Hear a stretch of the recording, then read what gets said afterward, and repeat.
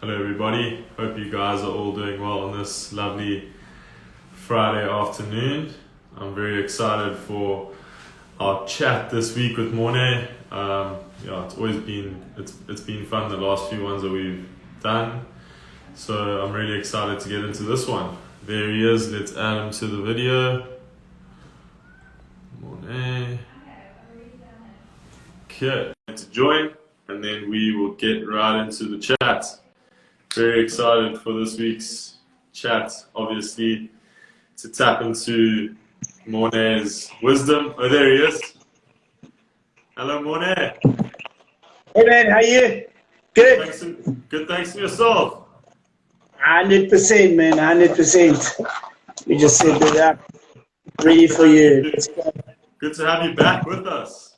Yeah, thank you, man. Good to see you. Yeah, I'm liking that this is becoming like a routine. Hey, it's like a Friday Medspresso health chat. I love it. Yeah, Friday Medspresso health chat. Love it. Yeah. Yeah. Awesome. Cool. Well, so this week we're going to be chatting about caffeine and How do you pronounce it? Sorry, I don't want to pronounce.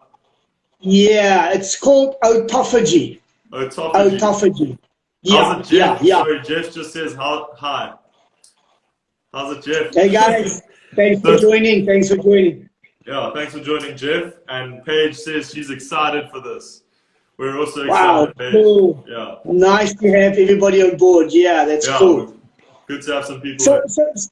So let me jump in, Josh, and I'll just tell you, autophagy comes from a Latin word. Auto means auto, as we know, and phagy means to eat itself. So way back in the 70s, there were scientists that was working on certain recycling cells inside our nuclei and inside the mitochondria that identified these cells, but they weren't 100% sure what the function was, what it did. So that research led to a Japanese scientist who won the Nobel Prize in 2016 to discover autophagy. Now, these cells, what it does is under severe stress, like heavy exercise or starvation, when there's no food, the function of these cells is to kick in, identify faulty proteins, faulty cells, recycles them through using them as energy. Because if you look at fasting, when we fast, there's no food coming in. So the first phase of energy consumption would be your muscle glycogen. So there's glycogen in our muscles. So the body uses that as energy to function. Then it goes to the liver. The liver's got glycogen stored to release as energy. Once that's been utilized, you go to fat burning, which is actually what everybody's after in terms of fasting. The main reason why people want to fast, besides now spiritual reasons, is to burn fat. So that's your third phase, fat burning. Then when you're kind of running low on fat, because remember, every organ needs brown fats to protect itself. So when the body sees they're going too low in the fat cells, then the autophagy cells kicks in and identifies faulty proteins through metabolites, faulty cells, older cells. Then it cuts those cells open, recycles them, and uses that as energy. The other onside of that is that the body then wants new cells, once the older cells has been removed and recycled, new cells are being signaled. It's called T cells.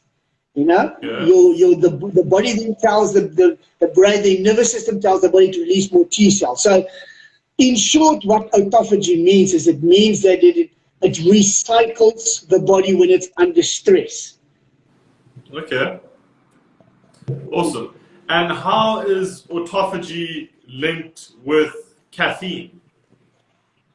That is the interesting part. That's why I wanted to chat about how coffee links in. What I'm going to do is I will start with coffee and how it plays a role in autophagy and why.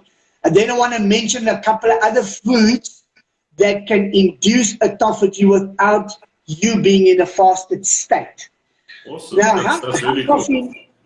How coffee and caffeine works, it works in conjunction and in perfect synergy when you're in a fasted state.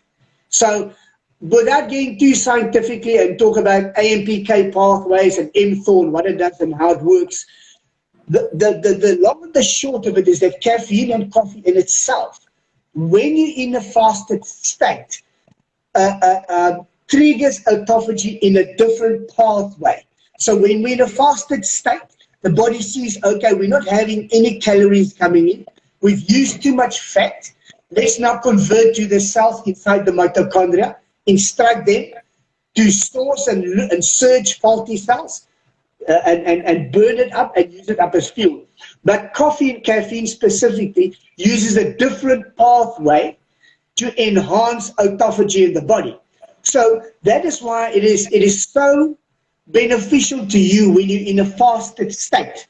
You don't even need to do a 2 or 3 or 4 day fast. Let's say you had your supper, last supper was 8 o'clock tonight. The next morning, you skip breakfast, you have black coffee. Remember, not milk, not sugar, not honey, because that breaks your fast, puts you back into a non-fasted state, which means that cuts off autophagy, because you're now getting food that you can use as energy. So it has to be black coffee that you consume. So in a fasted state, the body will go into autophagy, burning those cells, recycling, and creating new ones. It is like the strongest will survive. Strongest cells first, weaker ones get used up and consumed as energy. So then the coffee uses another pathway that almost doubles the effect of autophagy in the body. But again, it has to be black coffee, no sugar, no milk. You don't want your fast to get broken and the body to utilize that milk or the sugar as fuel for the body to use. You want your body to go into that state of autophagy that it can use up those faulty cells. Interesting. And how do you fast daily, and how? What's a healthy way to do it? Because I mean, I've tried out intermittent fasting before, and sometimes I find it gets a bit hectic, and you burn a lot of fat. And for some people, obviously, for some people that want to burn fat, it's amazing. But for people that want to kind of maintain their weight and they also want to get the benefits of the other benefits of fasting, what's a healthy way that we can kind of get autophagy in and the fasting and everything and get all those benefits?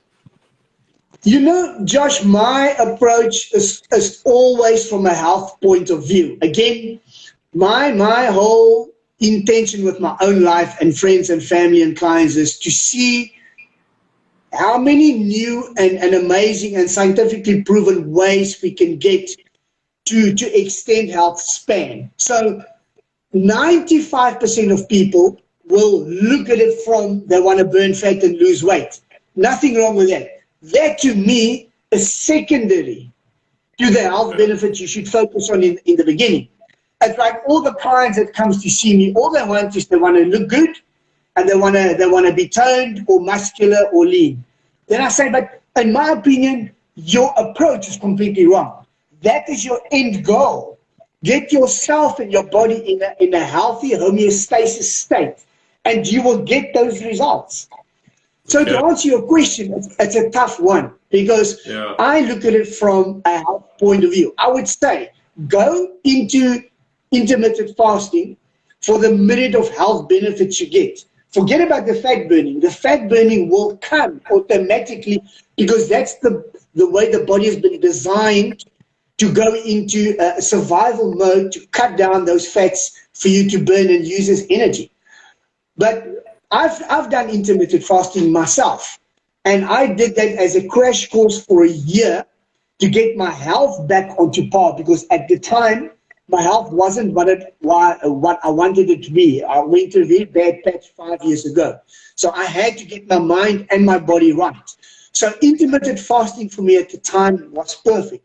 Now my body's in such a good space in terms of what I know works for it. I don't have to do it. So I would maybe once a week, maybe I will do that. Because what they say, you've got a couple of options in terms of intermittent fasting. Number one is the 8-16. You fast for 16 hours and you eat for 8 hours. That just means simply your last meal, you skip breakfast. Black coffee, black tea, no sugar, no milk, still be accounted as part of a fasted state because it doesn't put you into insulin. It doesn't break your fast. So I would say it depends on the person, but their goal should be 100% to improve their health. And for the autophagy side, to get the older cells out of the way, get the body time to rest in terms of the digestion, burn the fat, because remember in our fat we've got so much toxins, because that's the liver takes toxins, encapsulates it with fat, put it in the body to be stored for energy later. That's why fat burning is such an incredible tool in terms of releasing toxins in the body. Wow. And you said there were other foods that we could use to promote.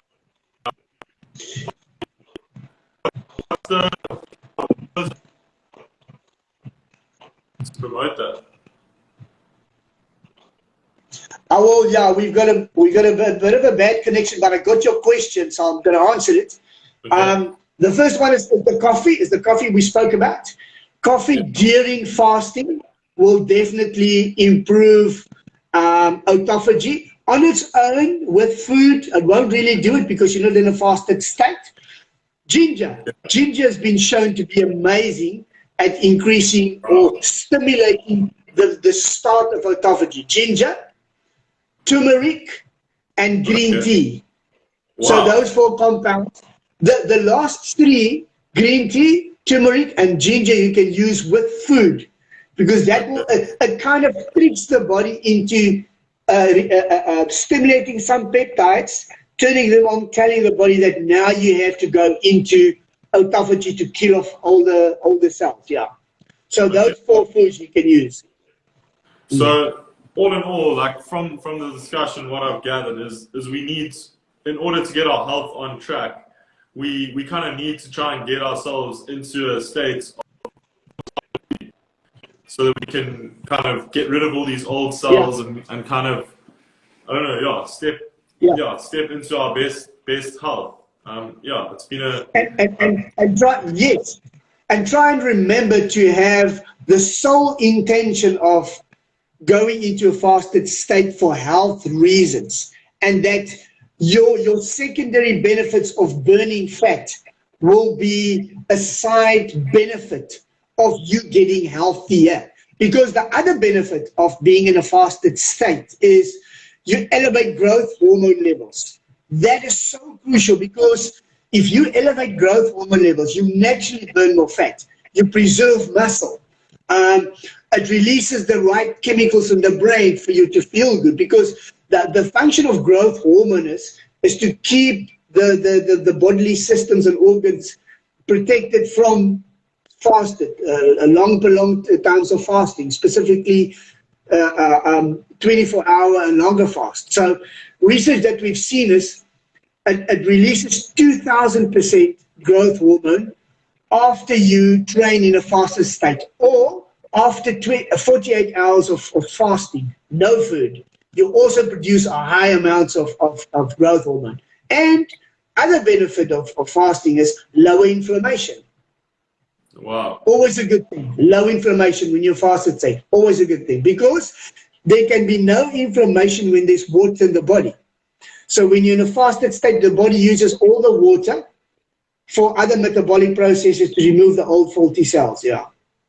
Okay, that's amazing. And even I know you said 8-16, but what about a 12-hour fast? Like, so from dinner to breakfast, does that still have an effect, or is it very minimal for those that have tried it and failed?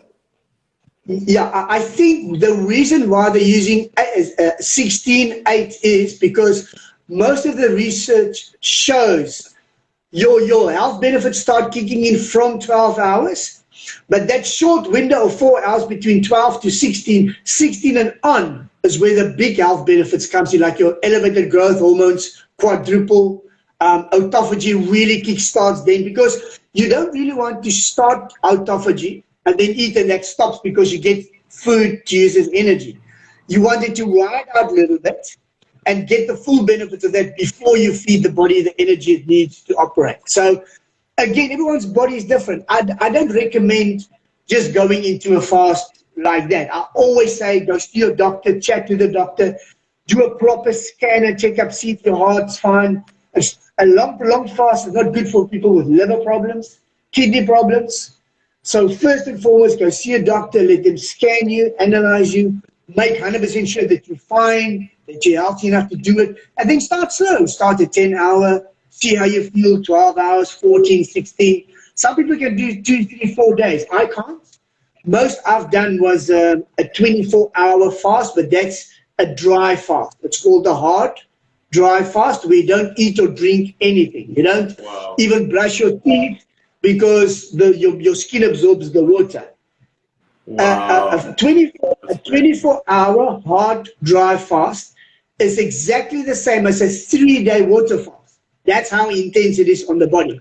But your benefits is tremendous. Yeah. Wow. Yeah. Yo, that's amazing. I really enjoyed the discussion today, and thanks so much for joining us. And I think, fasting has always been something that I've been fascinated about, and I think it's something that's been talked about for a while. I just think, we need to all kind of use it in the best way for us, as you say. Like, go get yourself checked out and kind of make sure you prepare your body before you kind of just like dive in, because I've seen it can be one of those things where you end up then binge eating and stuff like that. So I think it's one of those things that shouldn't be taken lightly. You can get into some bad habits, but obviously it's got amazing health benefits for us. I mean, longevity, preventing diseases and stuff like that. So, it's amazing. And thanks so much for sharing this amazing knowledge with us. Yeah. Just to end up that the new research moving in the direction of how amazing autophagy is for cancer. Just imagine that. Because cancer cells are faulty cells. So the research is beginning to show how amazing autophagy is in killing off cancer cells without damaging your healthy cells. And that is very exciting to know. I can't wait to see the research in the future in terms of that, because can you imagine autophagy can eliminate most of the cancer cells in the body? That would be amazing. Wow. Yeah. I think there's a lot more that we can do, a lot more research that needs to come up, but I think we're moving in the right direction, and it's exciting. So I think everyone should, if they're excited about it, definitely give fasting a go, and I think we need to provide energy in our body. Thanks so much for sharing your knowledge today, and I look forward to next week. If anybody has any questions or anything before we close out, I know we're on a live session right now. Just put your questions down in the comments. Otherwise, we can always bring questions up later in next week's session. Anyone got a question? Let's just see. I'll give you guys some time. Okay, it doesn't look like we've got any questions. So thanks everyone for joining, and thanks Morne again, and I look forward to the next one, man. Pleasure, Josh. Always nice seeing you. Have a good day. Okay, you too. Cheers, guys. Thank you. Have a good one. Bye. Bye, guys. Bye.